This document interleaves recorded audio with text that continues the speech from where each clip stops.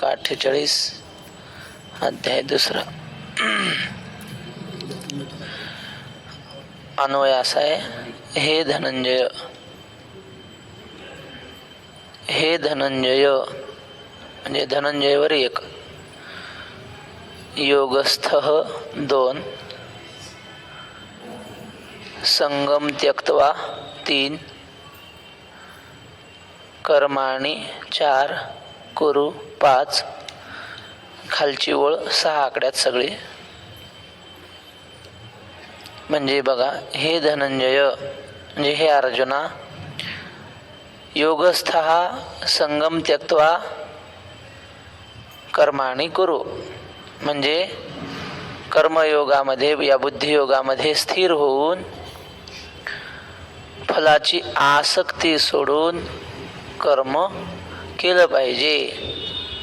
सिद्ध्यसिद्ध्योः समो भूत्वा, कर्म पूर्ण झालं म्हणजे सिद्धीपर्यंत गेलं म्हणजे ज्ञानापर्यंत गेलं, किंवा असिद्ध म्हणजे अपूर्ण राहिलं तरी समो भूत्वा, तरी त्याचा खेद मानायचा नाही, समबुद्धी ठेवायची.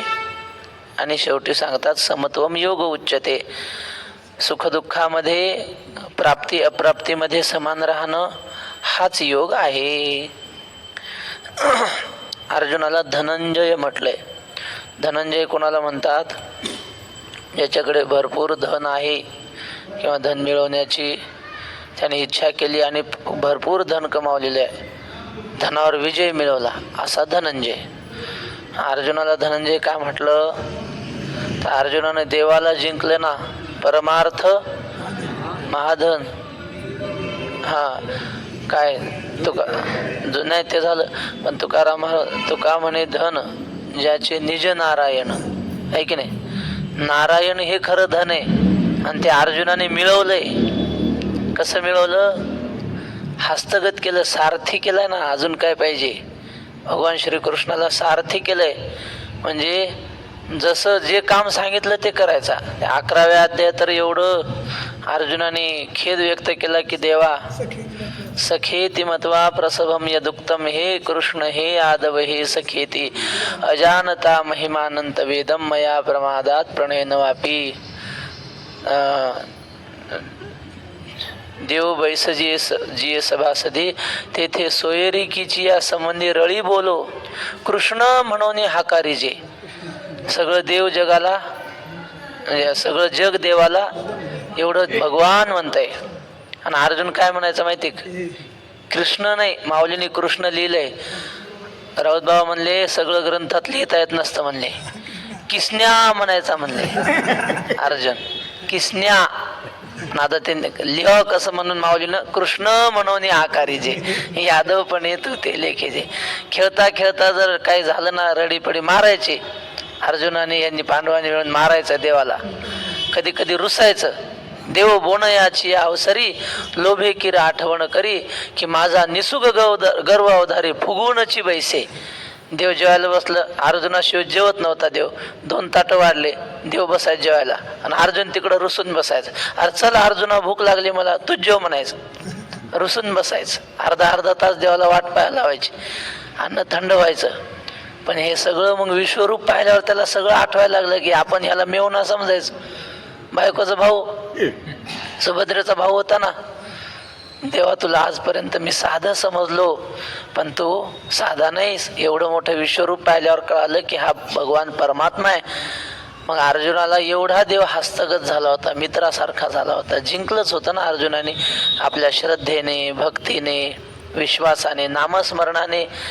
किती सांगतात अर्जुनाने किती नामस्मरण केलं. अर्जुनाचा रोम रोम देवाचं नाव घेत होता, कृष्ण कृष्ण कृष्ण.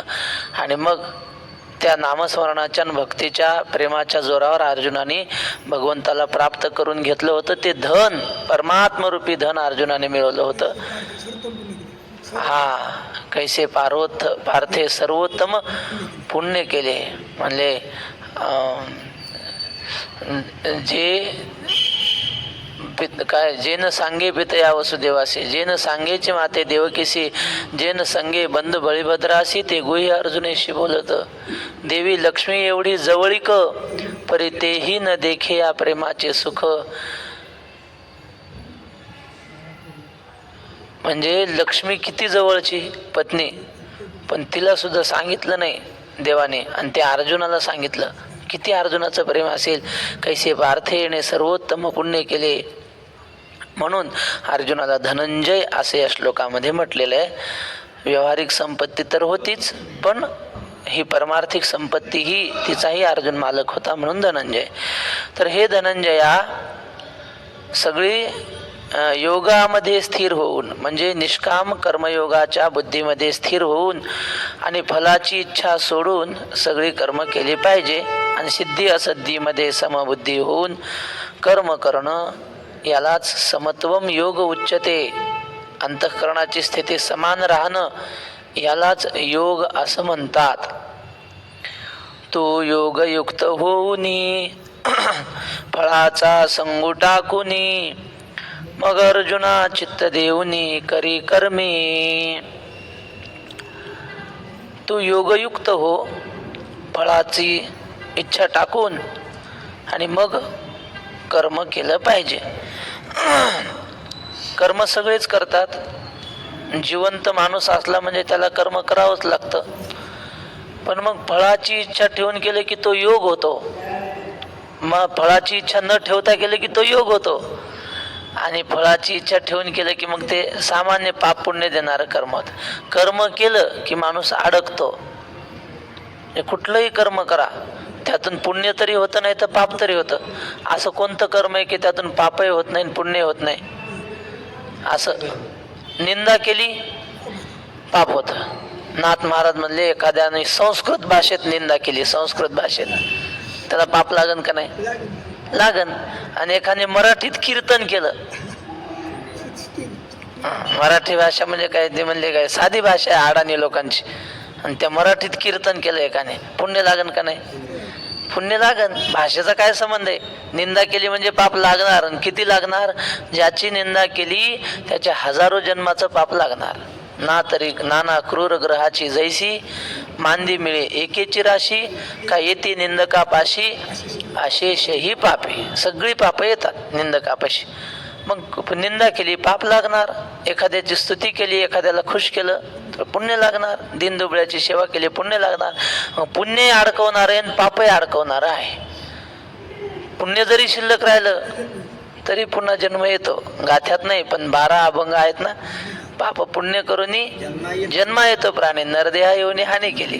गाथ्यात नाही बरं हे सांगून या तुका वैकुंठासी गेला आणि 12 अभंगाला सोडू नका.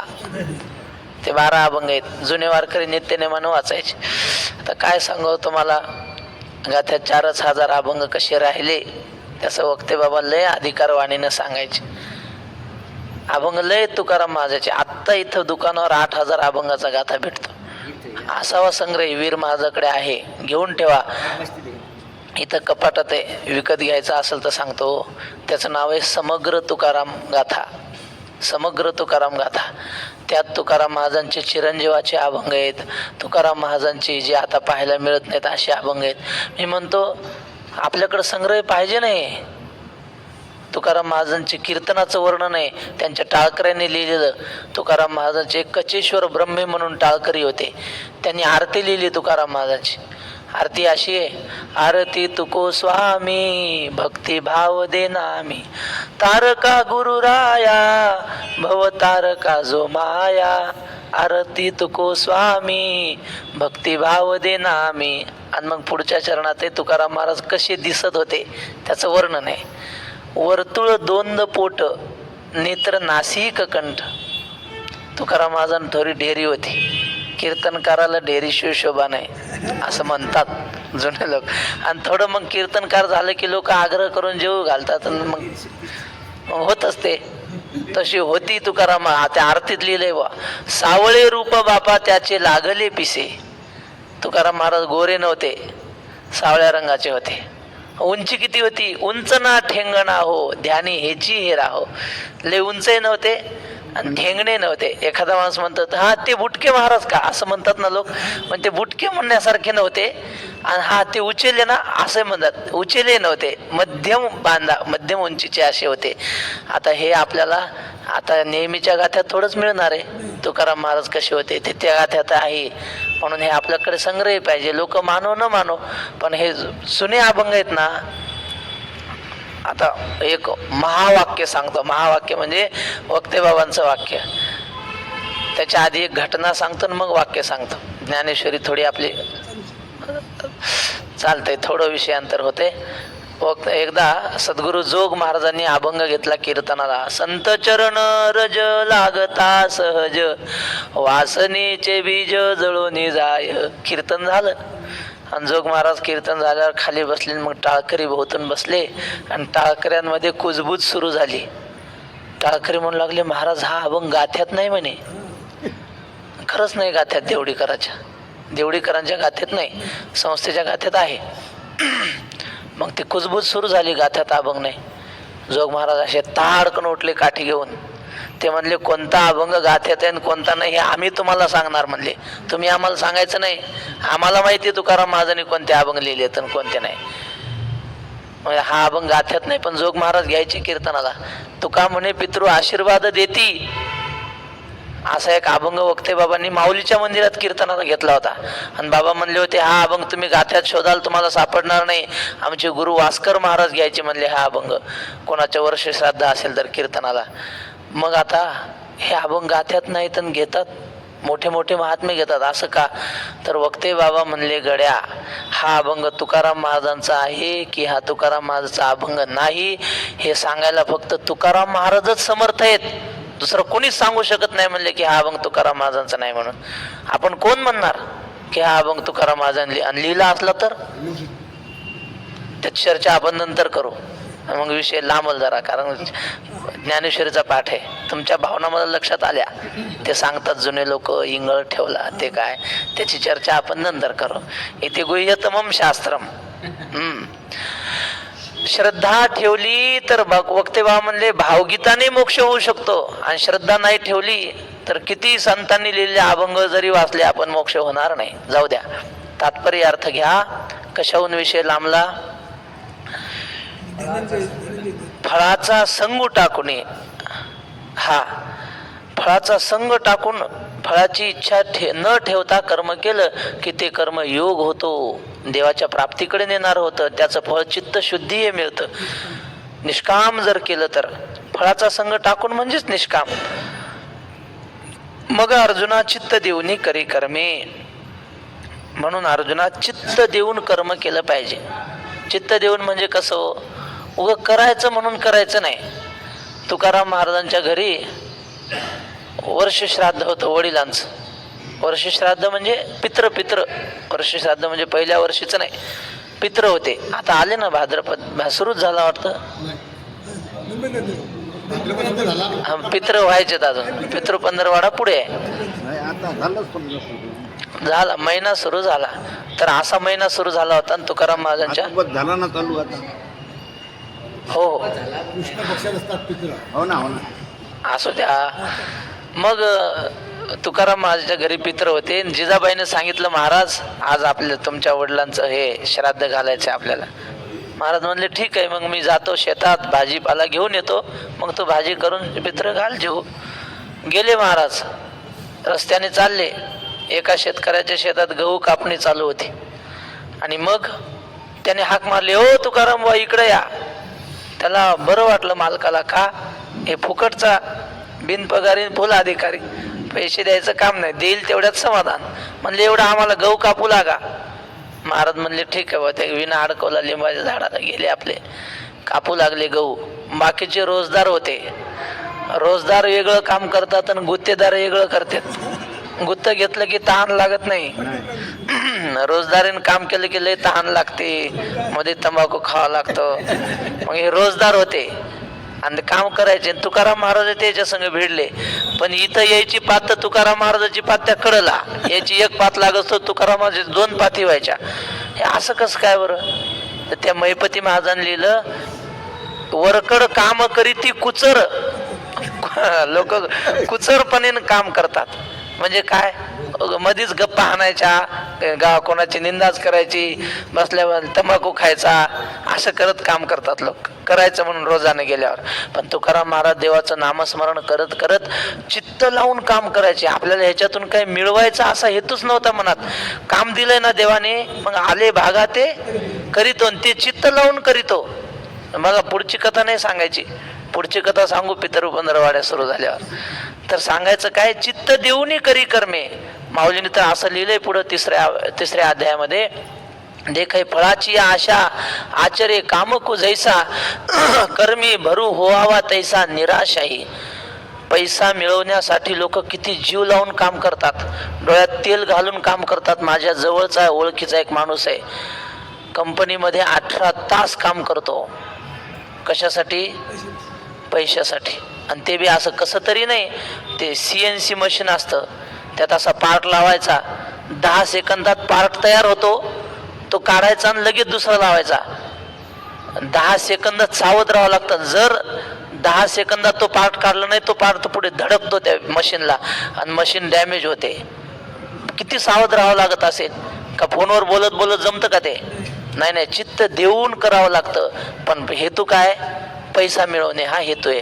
पण अर्जुना, त्या पैशाच्या हेतून कर्म करणाऱ्यापेक्षाही आपण लक्ष देऊन करावं, फक्त हेतू मनात ठेवू नये, हे असं सांगायचं. चित्त देऊनी करी कर्मे म्हणजे आपण ज्ञानेश्वरी पाठ करावी, अभ्यास करावा, एवढा लक्षपूर्वक करावा.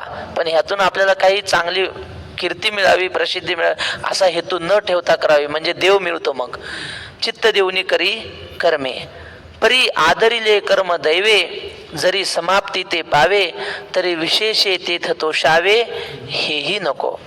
पण आता सुरुवात केली एखाद्या कर्माला, काहीतरी काम सुरुवात केली की हे आपल्याला काम पूर्ण करायचंय म्हणून केली.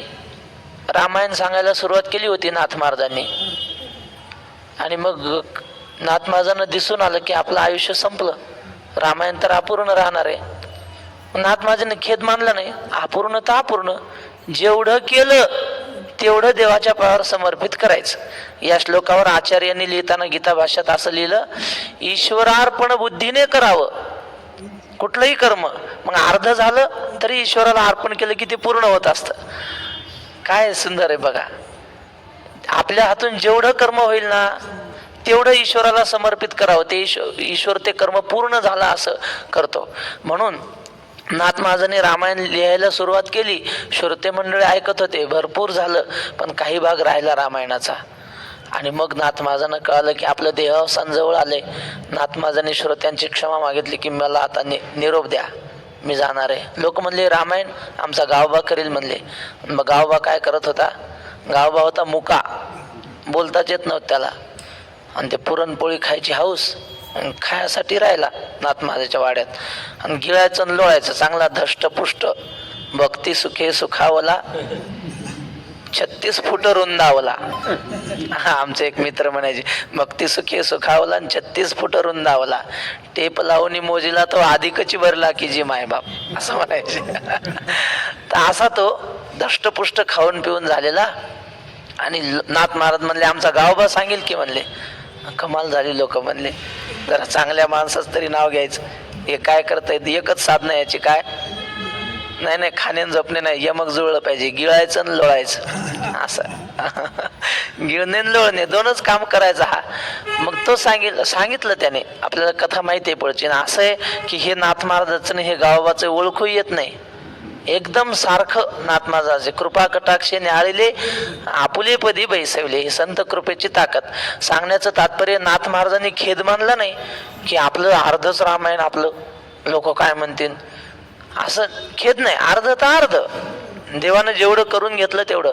असिद्धीविषयी खेद मानायचा नाही, अपूर्ण राहील, जेव्हानं एवढंच करून घ्यायचं होतं, झालं. तरी आदरिले कर्म दैवे, जरी समाप्ती ते पावे, पूर्णत्वाला गेलं तरी विशेषे तेथ तोषावे हेही नको. पूर्णत्वाला गेलं तर लय उड्या मारायच्या, देवानं करून घेतलं म्हणायचं. आणि तरी तेथीचेनी की निमित्ते कोणे एके, ते सिद्धी नवचता ठाके, तरी तेथीचेनी अपरितोखे क्षोभावेना. काहीतरी निमित्त झालं आणि ते कर्म अपूर्णच राहिलं, थांबलं मधीच निमित्ताने कुठल्या तरी, तर काय करावं? तेथीचेनी अपरितोखे क्षोभावेना, तिथल्या असंतोषाने क्षोभाविना म्हणजे त्रास करून घेऊ नये हृदयाला. असं होतं कधी कधी. आपण खूप एखादा माणूस, आपल्याला खूप मोठा प्रपंच करायचा आहे, विवाह झाला आणि अर्ध्यातच पत्नीने साथ सोडून पत्नी निघून गेली, माणूस खचून जातो. खचून जाऊ नये, देवाची इच्छा आहे म्हणून चालत राहावं असं म्हणतात. तर असिद्धीने त्रास मनाला करून घेऊ नये क्षोभावेना. आचरता सिद्धी गेले तरी काजाची कीर आले, परी ठेलिया ही सगुण जाहले ऐसेची माने. काय सुंदर ओव्या आहेत महाराज ह्या. असं म्हणजे आमच्याकडून लहानपणी ह्या ओव्या पाठ करून घेतल्यात महाराजांनी. आमचे गुरु महाराज होते, आहेत पांडुरंग महाराज क्षीरसागर आनंदाश्रम स्वामींचे शिष्य, त्यांनी हे सगळं पाठ करून घेतलं लहानपणी. मग कधी कधी काय व्हायचं, शाळा ज्ञानेश्वरी दोन्ही होत नाही. चिडिया दो दो ना बने, एक ले एक डार. मग ते ज्ञानेश्वरीकडे दुर्लक्ष व्हायचं, ज्ञानेश्वरीचं पाठांतर राहायचं मागं. मग ह्या वया वाचायचं, जाऊ दे, नाही झालं, जेवढं केलं तेवढं. काय होई बघा, ही आम्हाला जीवनाला आधार देणारी तुम आम्हाला म्हणजे सगळ्यालाच आपल्याला. आचरता सिद्धी गेले तरी काजाची कीर आले, पर ठेली आई सगुण जाहले ऐसेची माने. अपूर्ण राहिलं तरी चांगलंच झालं असं मानलं पाहिजे, खेद मानायचा नाही. देखे जे तुला आले कर्म निपजे, ते तुले आदि पुरुषी जरी अर्पिजे, तरी परिपूर्ण सहजे जाहले जाणे. अर्जुना, जेवढं कर्म आपल्या हातून घडलं तेवढं देवाच्या पायावर अर्पण करायचं. झालेली सेवा म्हणतो ना आपण, झालेली सेवा भगवंताच्या चरणी समर्पित असं केलं की मग आता ते कोणाची झाली, देवाची. मग आता समर्पित केल्यावर पुन्हा मोबदला घ्यायची गरज आहे का आता? ते कोणाचे झाले, ज्यांना पटलं म्हणून हसले ते. अनुभवाचं आहे ना ते. देवाच्या चरणावर समर्पित केली ना, आता आपलं काही राहिलं का त्याच्यात? तरी बी घेतल्या जाते, याचा अर्थ समर्पित नाही केली, समर्पित केली पाहिजे. तर आपल्या हातून जे काही कर्म घडेल ते देवाला समर्पित करावं. जे जे काही करीतो देवा, ते सेवा समर्पे. मग कसंही असो ते, मग देवाची भक्ती होते. एक म्हातारी होती, पुढं पंढरपुरात होती, आणि ती काय करायची, काही काम केलं की कृष्णार्पण म्हणायचं. जेवायला बसलं कृष्णार्पण, कृष्णार्पण म्हणलं की अन्नाचा दोष लागत नाही. आता आपण मधुकरी खातो, कोणी श्राद्धाची पंगत देत आहे. मग आता वक्ते बाबा सांगायचे, प्रथमे रक्त भोजी स्यात. पहिल्या श्राद्धाचं अन्न खाणं म्हणजे त्या मेलेल्या व्यक्तीचं रक्त खाल्ल्यासारखं होतं. पहिल्या वर्ष श्राद्धाचं अन्न खाल्ल्यावर. महात्म्याचं सोडून द्या, सामान्य व्यक्तीचं सांगतो. मग आता कसं काय करावं, हे मधुकरीच्या पंक्त्या 50% सगळ्या वर्ष श्राद्धाच्याच. मग आता कसं करता, वारं खान रिकाम्या जागा बरा. मग आता काय खावं काय आपण? मग हे पहा, देवाचं नामस्मरण करीत खावं म्हणजे त्या अन्नाचा दोष लागत नाही. वारकरी सांगतात ते पंगत कोण्या हेतूने देव त्याने. आपण काय करायचं, कृष्णार्पण म्हणायचं आणि भोजन करायचं म्हणजे त्याचा दोष लागत नाही. मग कसंही कर्म असो, कृष्णार्पण म्हणून केलं की त्याचा दोष लागत नाही. ती म्हातारी काय करायची, झाडून काढायची, कचरा उकंड्यावर टाकताना कृष्णार्पण म्हणायची. आणि ते कृष्णार्पण म्हणल्यामुळं काय व्हायचं, तिचं रोजची झाडण्याची वेळ सकाळी 6-6:30. इकडं देवाची पूजा बिजा करून बडव्यांनी देवाला व्यवस्थित केलेलं हारबीर घालून, आणि हिनं कृष्णार्पण म्हणलं की ते कचरा उकंड्यावर पडत नव्हता, ते देवाच्या अंगावर पडायचं तिथं. आणि म्हणले आपण एवढी पूजा करतो चांगली, आणि देवाच्या अंगावर कचरा कसं काय पडतो? मग एक कोणीतरी ब्राह्मण प्रदक्षिणा करताना सकाळी सकाळी त्यानं पाहिलं की म्हातारी कृष्णार्पण म्हणते आणि कचरा टाकते. त्याच्या लक्षात आलं कृष्णार्पण म्हणलं की ते देवाला पोहोचतंय. आणि मग त्याने सांगितलं, आजी तुम्ही बाकी जेवताना वगैरे म्हणत जा, पण हे कचरा टाकताना म्हणत जाऊ नका, ते देवाला प्राप्त होते ती गोष्ट. कशी असो कृष्णार्पण म्हणले. तुकाराम महाराजांनी एवढं सोपं सांगितलं, म्हणले दूध उतू गेलं ना, गेलं का नाही? आज गेलं आमचं दूध उतू. दूध उतू गेलं की काय नाही, पावल येते म्हणा देवा, सहज सेवा या नाव. उतू जरी गेलं तरी कृष्णार्पण म्हणावं, ते देवाला प्राप्त होतं. अजून काय पाहिजे? कृष्णार्पण म्हटलं की देवाला प्राप्त होतं. तसं अर्जुना, जे जे काही कर्म केलं ते काय करायचं, आदि पुरुषी अर्पिजे. आणि मग काय होतं त्याने, आदिपुरुषी म्हणजे भगवान श्रीकृष्णाला अर्पण करावं, तरी ते परिपूर्ण सहजे झाले जाणे. तर ते कर्म परिपूर्ण होतं, त्यात काही कमीपणा राहत नाही. आणि किती चांगलं केलं आणि कृष्णार्पण नाही केलं ना, मग ते पूर्ण होत नाही. आता हीच ओवी, याच ओवीचा जो अर्थ आहे, आचार्यांनी या श्लोकावर हाच अर्थ केलेला आहे, म्हणजे ईश्वर अर्पण बुद्धीने करावं. म्हणून वक्ते बाबा म्हणायचे, ज्ञानेश्वरी लिहित असताना किंवा पैठणमध्ये जेव्हा रेडा बोलवला, तेव्हा पैठणच्या लोकांनी माऊलींना बरेच दिवस पैठणमध्ये थांबून घेतलं. आणि मग माऊली दिवसभर तिथं पुराण सांगायचे. सांगती पुराण रात्री हरिकीर्तन, पैठणीचे जन वेडावले, असं लिहिलंय नामदेवरायांनी. रात्री रोज कीर्तन करायचे माऊली. आणि गीता संबोधिनी जवळी असे, असं लिहिलंय. ज्ञानेश्वर महाराजांच्या जवळ गीता संबोधिनी होती, म्हणजे गीतेवर लिहिलेली टीका होती, अशी शंकराचार्य यांच्या शिष्यानं लिहिलेली गीता संबोधिनी. तर ती टीका जवळ घेऊन माऊलीने ज्ञानेश्वरी लिहिली. लोक म्हणतात शंकराचार्यांच्या विरोधात माऊलीने लिहिलं. काय विरोधात लिहिलं? नाथ महाराजांनी तर पहिलेच सुरुवातीलाच वंदू आचार्य शंकरू जो ग्रंथार्थ विवेक चतुरू, असं लिहिलंय. म्हणजे आचार्यांचं वर्णन केलं की नाही. मग नाथ महाराज म्हणजे माऊलींचा दुसरा अवतारच होता. भागवत का लिहिलं? वारकरी सांगतात ज्ञानेश्वरी कळण्यासाठी नाथ भागवत लिहिलंय. ज्याला नाथ भागवत वाचलं ना, त्याला ज्ञानेश्वरी लय सोपी कळते. ज्ञानेश्वरी आणि नाथ भागवत एकाच नाण्याच्या दोन बाजू आहेत. त्याच्याशिवाय हे नाही, याच्याशिवाय ते नाही. अन्योन्य संबंध आहे. नाथ महाराज म्हणजेच ज्ञानेश्वर महाराज, ज्ञानेश्वर महाराज म्हणजेच नाथ महाराज.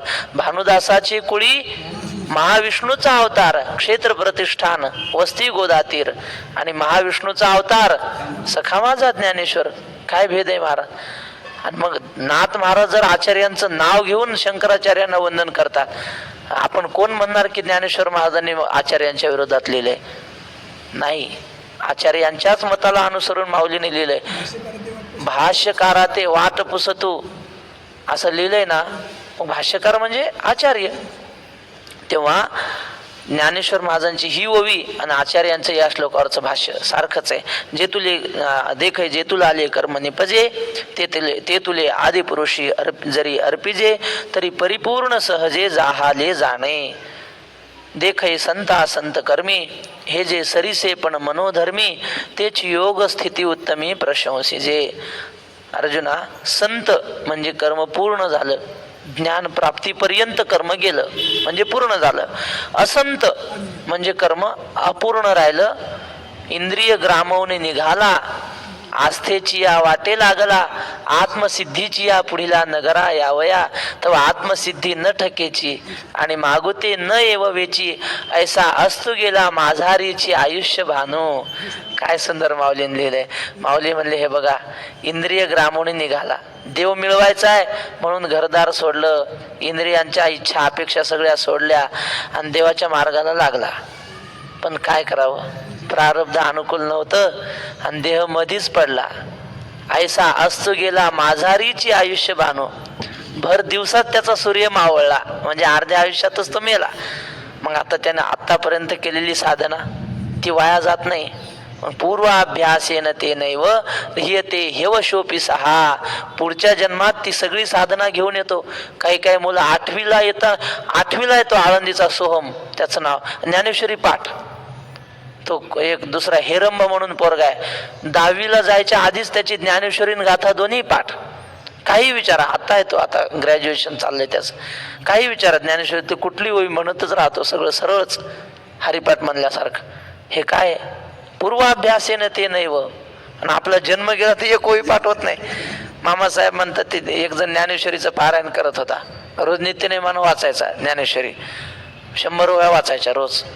आणि त्याला ते काय एक मित्र होता त्याचा, हा खरंच वाचतो का पाहायला. ते काय करायचा, याने ज्ञानेश्वरी वाचली 100 ओव्या, अशी ओळखण ठेवायचं. हा मित्र ती ओळखण काढायचा आणि पुन्हा पहिल्या जागेत ठेवायचं. आणि मग एक म्हणलं, का रे ज्ञानेश्वरी कशी काय वाटली तुला? ते म्हणलं, ज्ञानेश्वरी चांगली आहे, पण ज्ञानेश्वर महाराजांनी तेच पुन्हा सांगितलं. म्हणजे बाबा, तेच नाही सांगितलं, तू त्याच वेळा पुन्हा वाचतो, तुला कळतच नाही आज इथपर्यंत झालं. तेच पुन्हा वाचतो, ओळखण काढून पहिल्या पानावर ठेवली की पुन्हा तेच वाचायचा तो दररोज. म्हणजे एवढं आपण कसं वाचतो, जर उपेक्षितपणे वाचायचं म्हणून वाचायचं. पण असं नाही. काय सांगत होतं मी आपल्याला?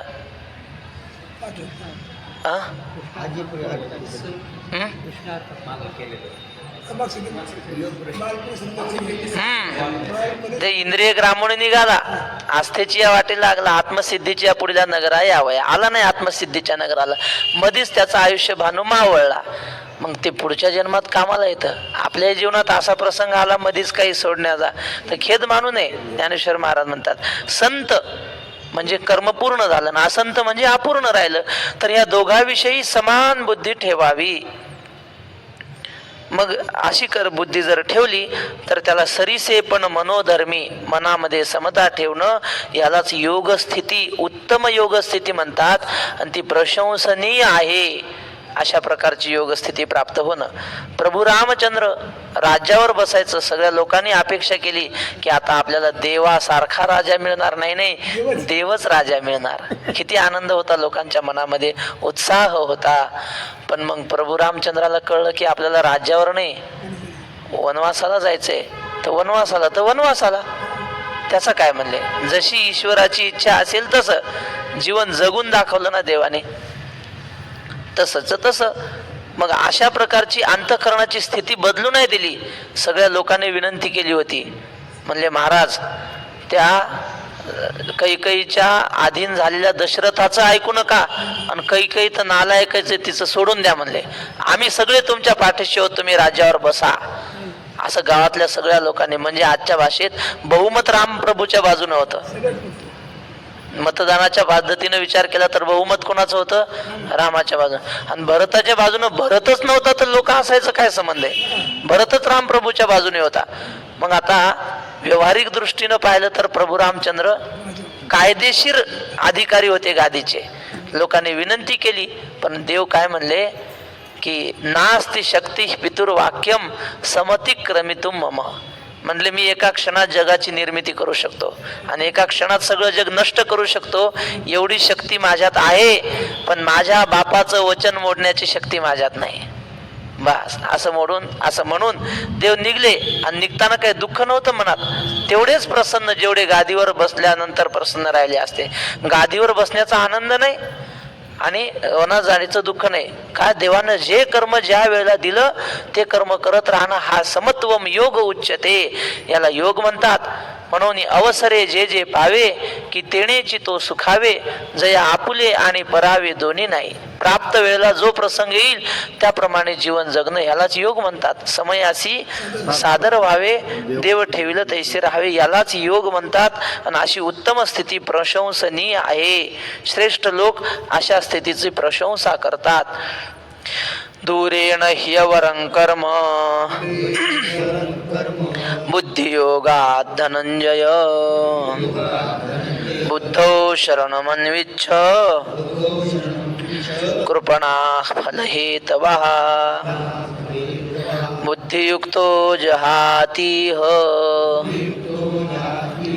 उभे सुकृत दुष्कृते, तस्माद्योगाय युज्यस्व योगः कर्मसु कौशलम्. वरचा श्लोक हा. धनंजय बुद्धियोगात कर्म दूरेण ह्यवरम, असं म्हणजे धनंजय 1, बुद्धियोगात 2, कर्म 3, दूरेण 4, ह्यवरम 5. खालच्या वळीत बुद्धौ 6, फलहेतवः 7, कृपणः 8. एका श्लोकाचा अर्थ सांगतो सरळ अन्वय. हे धनंजय, बुद्धियोगात म्हणजे बुद्धियोगापेक्षा कर्मयोग, कर्म म्हणजे काय? सकाम कर्म असा अर्थ घ्यायचा. बुद्धियोग म्हणजे निष्काम कर्म आणि कर्म म्हणजे सकाम कर्म.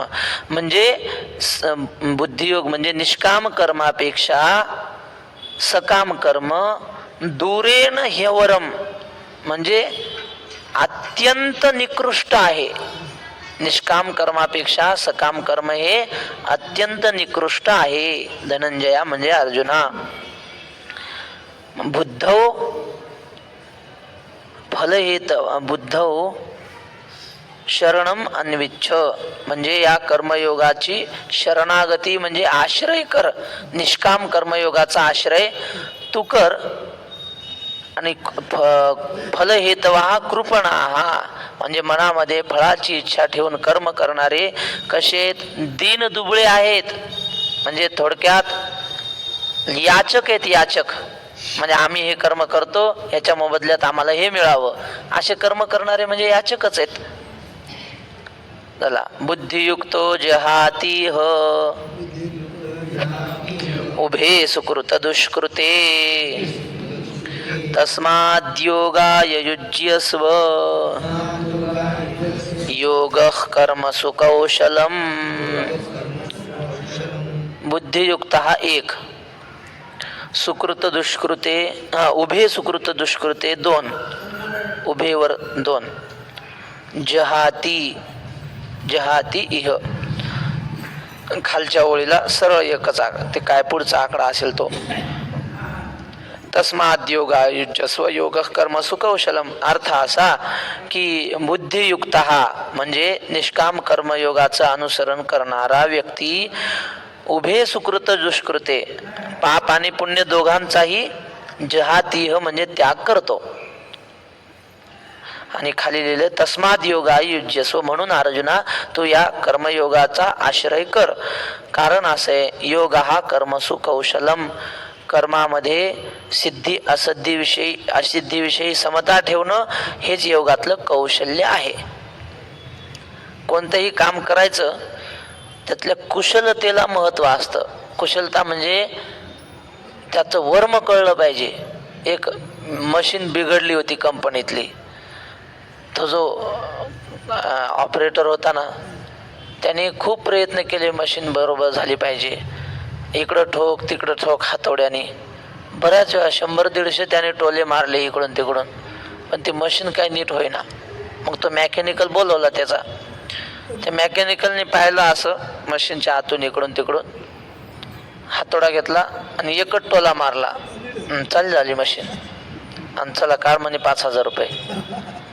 तो म्हणला एका हातोड्याचे 5,000 आणि मी 150 मारले ना हातोडे आता, त्याचे किती? तर म्हणलं ते हातोडे मारण्याचे नाही, ते कुठं मारायचं याचे पैसे आहेत. ते कळलं पाहिजे कुठं मारायचं. वैकुंठवासी वैद्य बाबा होते, ते पखवाद लावायचे कसे, असं असं एकदा पाहायचे फक्त कसं कुठं किती आहे. मग हातोडीनं फक्त एकच टोला मारायचा, लागला पखवाज घेऊन जा म्हणायचे. याला काय म्हणतात? कौशल्याने केलेलं कर्म. तसं अर्जुना कर्म तर कोणी करतं, पण कौशल्याने त्याच्यातलं पाप पुण्य न लागू देता कर्म करणं. काय तुकोबाराचा अभंग सुंदर आहे. झुंजार ते एक विष्णुदास जगी, पाप पुण्य अंगी नातळे त्या. म्हणले खरे योद्धे विष्णुदास आहेत. का बरं? कौशल्याने लढतात. हे बाकीचेही लढतात, युद्ध करतात, पण मग एक तर पाप त्यातलं लागतं यांना, नाही तर पुण्य लागतं.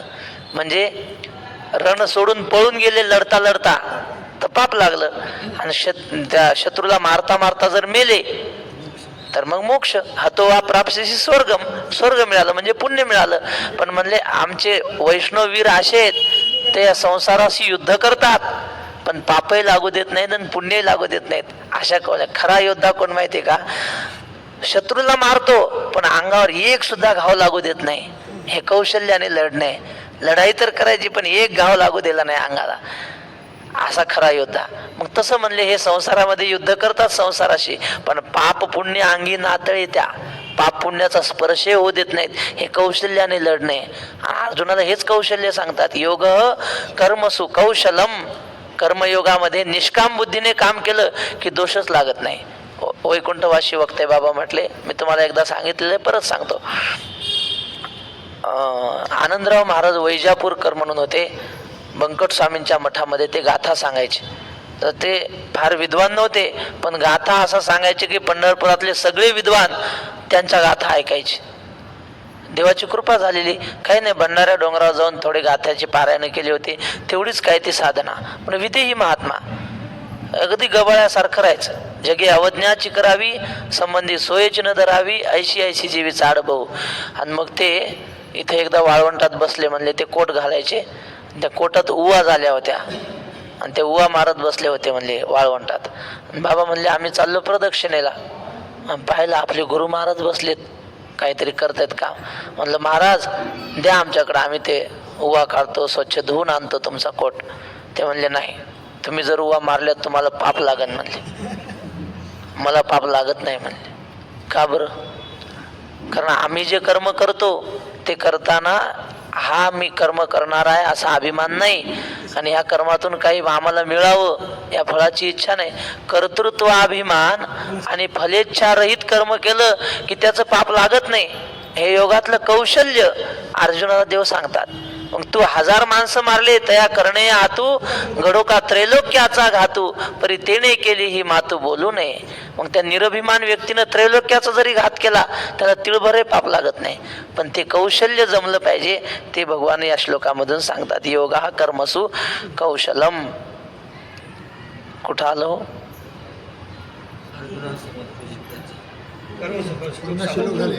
श्लोक 50 झाले.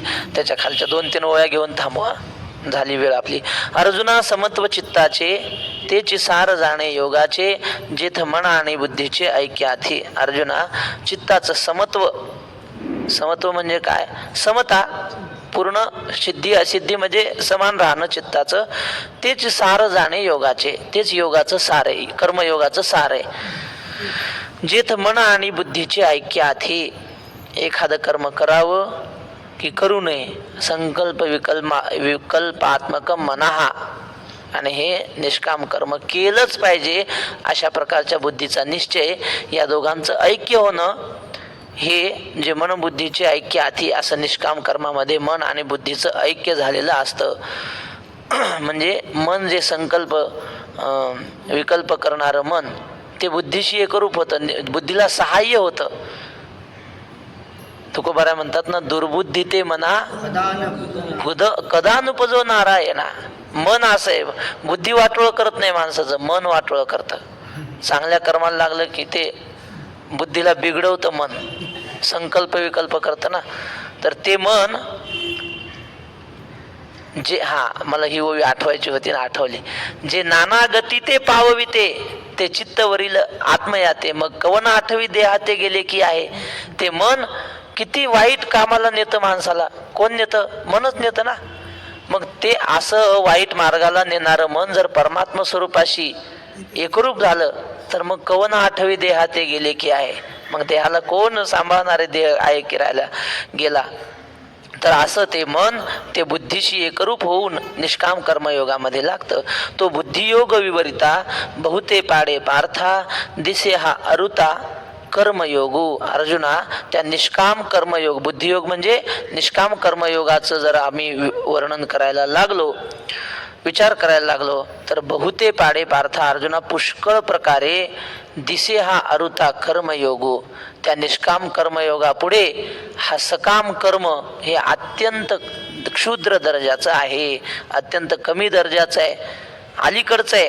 अरुता म्हणजे अलीकडचं आहे. म्हणजे सकाम कर्मापेक्षा निष्काम कर्म केव्हाही श्रेष्ठ. छत्रपती शिवाजी महाराज ते युद्ध करायचे, जागोजागी त्यांना आक्रमण व्हायची. लोक म्हणायचे कशासाठी चालले महाराज?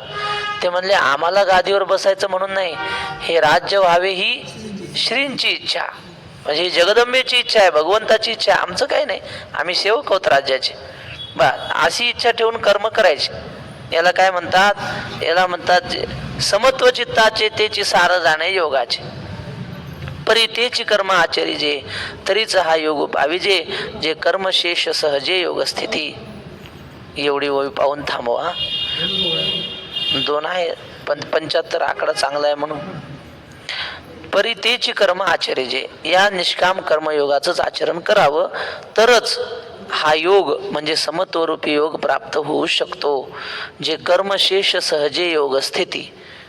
कर्म करताना 2 गोष्टी काढून टाकायच्या आणि 1 शिल्लक ठेवायची. शेष म्हणजे शिल्लक ठेवणं ना. 2 गोष्टी कोणत्या काढायच्या? फळाची इच्छा ही 1 टाकून द्यायचं, आणि मी कर्म करणारा आहे अन्नदान देणारा पंगत देणारा मी आहे असं समजायचं नाही. आता आठवलेलं सांगतो सहज. फळाची आपल्या अभिमानाचा कसा त्याग करायचा. ते एक रहीमजी म्हणून मुसलमान संत होते. कृष्णाची भक्ती करायचे आणि श्रीमंत होते आणि अन्नदान करायचे. कुणी दारावर आला की त्याला धान्य म्हणा काही देत राहायचे, पण देत असताना जरा लाजायचे, असे मान खाली घालून असं दान द्यायचे. ते तुळशीदास महाराजांना कळलं. कोणीतरी सांगितलं, महाराज ते माणूस दान देत आहे, आता उघड माथ्यानं द्यावा का नाही. लोक कसे लावा व्हिडिओ आणि सोडा संकल्प आहे ना, असं करतात की नाही. आणि मग तो व्हिडिओ स्टेटसला ठेवायचा आणि लोकांना विनंती करायची, हे स्टेटसला ठेवा आमचा व्हिडिओ. कोणाचं काय अडलंय बाबा तुझं स्टेटस ठेवायला. पण मग ते करतात ना लोक असं. तसं म्हणले सरळ उजळ माथ्याने दान द्यायचं, लाजायचं घाबरायचं काय त्याच्यात. ते तुळशीदास महाराजांना कळलं. तुळशीदास महाराजांनी पत्र लिहिलं रहीमजींना. ऐसी देनी देन जू कित सीखे हो सैन, जो जो कर ऊचो करो त्यो त्यो नीचे नैन. असं कुठून शिकले म्हणले दान द्यायचं. जसे जसे हात वर जातात तशी मान खाली जाते. घाबरायचं आणि भ्यायचं काय काम आहे त्याच्यात. असं सरळ देत जा ना दान. असं पत्र लिहिलं तुळशीदास महाराजांनी. त्यांनी पत्राला उत्तर लिहिलं, म्हणले महाराज मी घाबरतो ह्यासाठी की देणारा मी नाही, देणारा दुसराच आहे. लोक माझेच फोटो काढतात हे अन्नदाते आहेत म्हणून मला भीती वाटते. देनहार कोई और है जो भेजत दिन रैन, लोग भरम मुपे करे ताको नीचे नैन. देणारा दुसराच कोणीतरी आहे म्हणले. देव रोज माझ्या घरी धान्य पाठवतो आणि मी देणारा हमाल आहे त्याचा. पुढील भांडार धन्याचा हमाल आणि तेथे मी हमाल भारवाई. लोक माझ्याविषयी भ्रम करतात हा दाता आहे म्हणून मला लाज वाटते आणि भीती वाटते. कदाचित अभिमान येईल, अहंकाराचा वारा न लागो राजसा, म्हणून भीती वाटते. सांगण्याचं तात्पर्य काय, कर्म करणारा मी आहे असा अभिमान ठेवायचा नाही. बर एक झालं. आणि दुसरं कर्मफळाची इच्छा ठेवायची नाही. ह्या दोन गोष्टी काढून टाकायच्या आणि मग राहिलं ते शेष, ते योग स्थिती, मग ते पूर्णच होतं, ते योगाला प्राप्त होतं. फक्त या दोन गोष्टी काढून टाकायच्या. कर्म शेष सहजे, योग स्थिती, राहिलेलं कर्म हे भगवंतालाच प्राप्त होतं. अशा प्रकारे आजचं चिंतन झालं. राहिलेला विषय उद्या. पुंडलिक वरदा हरी विठ्ठल श्री ज्ञानदेव.